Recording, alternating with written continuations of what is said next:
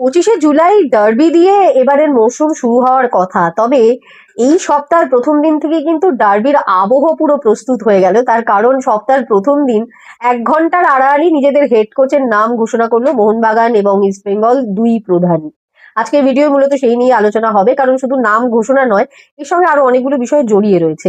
প্রথম ঘোষণা আসে মোহনবাগান সুপার জায়ান্টের পক্ষ থেকে এবং জানানো হয় যে প্রত্যাশা মতোই প্যানাগিওটিস দিলেম্পেরিস তাদের হেড কোচ এবং 1 বছরের জন্য তার সাথে চুক্তি হয়েছে।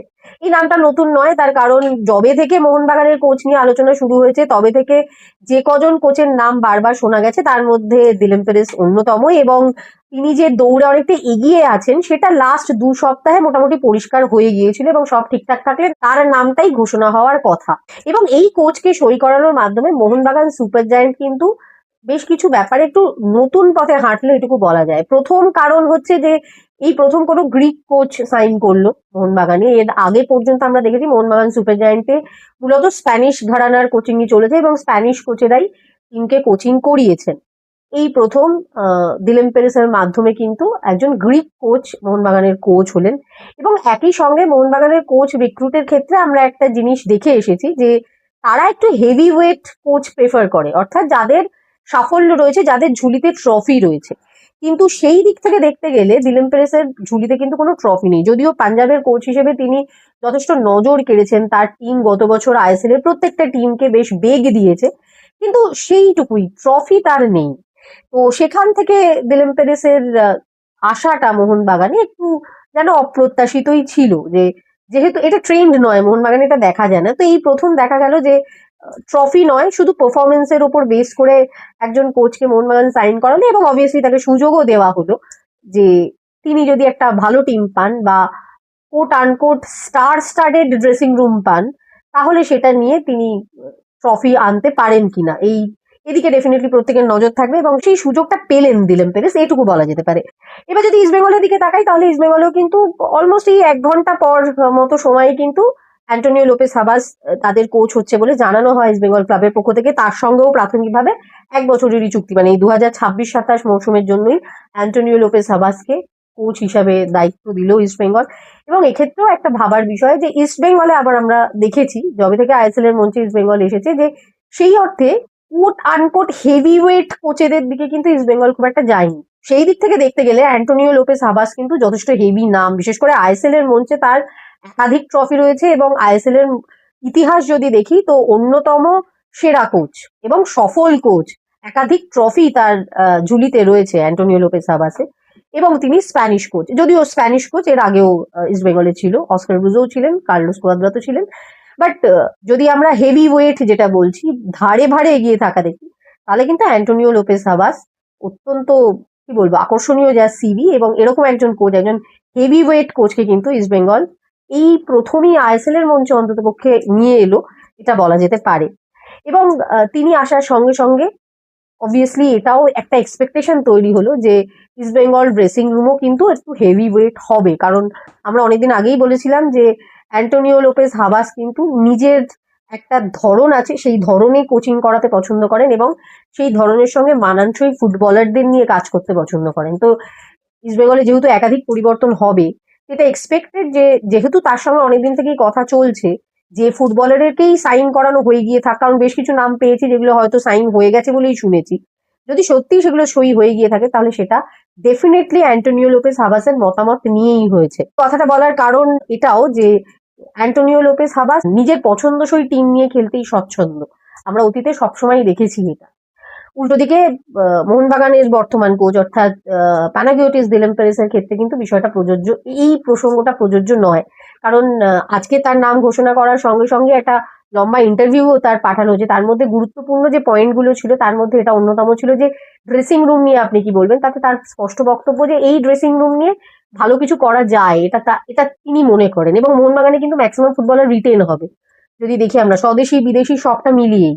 তো সেই ড্রেসিং রুম নিয়ে ভালো কিছু করার ব্যাপারে তিনি কিন্তু আশাবাদী। খুব বেশি নিজের পছন্দের ফুটবলার পাওয়ার সুযোগ হয়তো দিলেম্পেরেসের কাছে নেই, যেটা অ্যান্টোনিও লোপেস হাবাস হলে মানবেন না।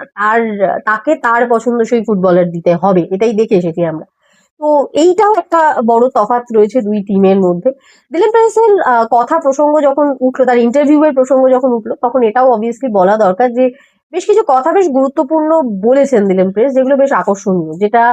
যার মধ্যে অন্যতম হচ্ছে যে মোহনবাগানের চাপ তিনি নিতে পারবেন কিনা, এটা তো জিজ্ঞেস করা খুব স্বাভাবিক, কারণ আমরা জানি যে কলকাতার ক্লাবে স্পেশালি মোহনবাগান ইস্ট বেঙ্গলে কোচিং করানো মানে আসল কাজ হচ্ছে চাপ নেওয়া, সমর্থকদের প্রত্যাশার চাপ নেওয়া। সেই প্রসঙ্গে কিন্তু দিলীপ প্রেস খুব ইন্টারেস্টিং একটা কথা বলেছেন যে তিনি মনে করেন যে every pressure is the privilege. এই লাইনটা থেকে এটুকু মনে বোঝা যায় যে কতটা চ্যালেঞ্জ নিতে তৈরি দিলীপ প্রেস, তিনি চ্যালেঞ্জ নিতে ভালোবাসেন, এটুকু অন্তত পক্ষে স্পষ্ট হচ্ছে। তো সেই জায়গায় যেটা নিয়ে একটু দ্বিধা হয়তো কিছু মোহনবাগান সমর্থকরা ছিলেন যে হেভি ওয়েট কোচ যেহেতু বরাবর মোহনবাগানে আসে, সেখানে দিলীপ প্রেস এই প্রেশারটা নিতে পারবেন কিনা। সেটা যে তিনি নিতে পারবেন এ ব্যাপারে তিনি কনফিডেন্ট, এবং এটাও জানিয়েছেন যে গ্রিসে তিনি যখন কোচিং করাচ্ছেন তখন বেশ কিছু গ্রিক ক্লাবে তিনি কোচিং করিয়েছেন যেগুলো কিন্তু সাপোর্টার বেস, এবং সেখানেও সাপোর্টাররা জয় ছাড়া কিছু বুঝতো না, সাপোর্টাররা জয় ছাড়া কিছু বোঝে না, ফুটবলের এটা নিয়ম। এবং একই সঙ্গে ডার্বি নিয়ে তাকে জিজ্ঞেস করা হয়েছিল, তাতেও তিনি কিন্তু জানিয়েছেন যে রাইভালরির উপর ফুটবল টিকে থাকে, তো সেটাকে এনজয় না করতে পারলে ফুটবলটাকে এনজয় করা যায় না। এবং মোহনবাগান ইস্ট বেঙ্গল রাইভালরি নিয়ে তিনি যথেষ্ট সতর্ক, তিনি জানেন এই রাইভালরিটা কতটা ইম্পর্টেন্ট এবং কতটা আবেগ এটার সাথে জড়িয়ে রয়েছে। এটার সাথে নিজেকে জড়াতে পেরে তিনি খুশি, এবং সেই আবেগের মর্যাদা দেওয়ার জন্য তিনি প্রস্তুত, এটা তার বক্তব্য। উল্টো দিকে যদি অ্যান্টোনিও লোপেজ হাবাসের কথা বলি, তাহলে কিন্তু অ্যান্টোনিও লোপেজ হাবাসের কাছে এই ডার্বিটা নতুন কিছু নয়, তিনি ডার্বিতে লড়েছেন এবং তিনি ডার্বি জিতেছেন। এবার তার পালা লাল হলুদ ডাগ আউটে বসে ডার্বি নিয়ে ভাবা, তো সেটা নতুন চ্যালেঞ্জ। কিন্তু ডার্বির দিক থেকে যদি ডার্বির অ্যাসপেক্টে ভাবি, তাহলে অ্যান্টোনিও লোপেজ হাবাস অনেকটাই অভিজ্ঞ, তিনি ডার্বির প্রেশার অলরেডি হ্যান্ডেল করেছেন, তিনি জানেন ডার্বি কি। ইস্ট বেঙ্গল ক্লাবের দায়িত্ব নিয়ে অ্যান্টোনিও লোপেজ হাবাসও স্পষ্টই জানিয়েছেন যে এই ক্লাবের দায়িত্ব নিয়ে তিনি অত্যন্ত সম্মানিত বোধ করছেন, এবং একই সঙ্গে এটাও বুঝতে পারছেন যে এটা খুব দায়িত্বপূর্ণ একটা কাজ, এবং ইস্ট বেঙ্গলের যাবতীয় ঐতিহ্য যা রয়েছে সেটার সঙ্গে সাযুজ্য রেখেই দলকে তিনি পারফর্ম করাতে চান, এবং সেই দায়িত্ব নিতে তিনি প্রস্তুত, সেই চ্যালেঞ্জ নিতে তিনি প্রস্তুত, এমনটাও তিনি জানিয়েছেন। তবে একই সঙ্গে কিন্তু east Bengal club Antonio Lopez হাবাসের সহকারী কোচের নামও ঘোষণা করেছে, কার্লোস আগুস্তিন ফনসেকা তেইজেইরো। আপাতত হাবাসের অ্যাসিস্ট্যান্ট কোচ হিসেবে তিনিও হাবাসের সঙ্গে ক্লাবে যোগ দিচ্ছেন। 25শে জুলাই ডার্বি দিয়ে ডুরান্ড কাপ অভিযান শুরু করবে দুই প্রধান, কাজেই এই সপ্তাহের মধ্যেই যে কোচেদের নাম ঘোষণা হবে এবং একটু একটু করে ফুটবলারদের নামও নেক্সট উইকের মধ্যে চলে আসবে, এটা এক্সপেক্টেডই ছিল। তবে সপ্তাহের প্রথম দিন 1 ঘন্টার আড়াআড়ি যে দুই ক্লাব কোচের নাম ঘোষণা করবে, সেটা হয়তো ভাবা যায়নি।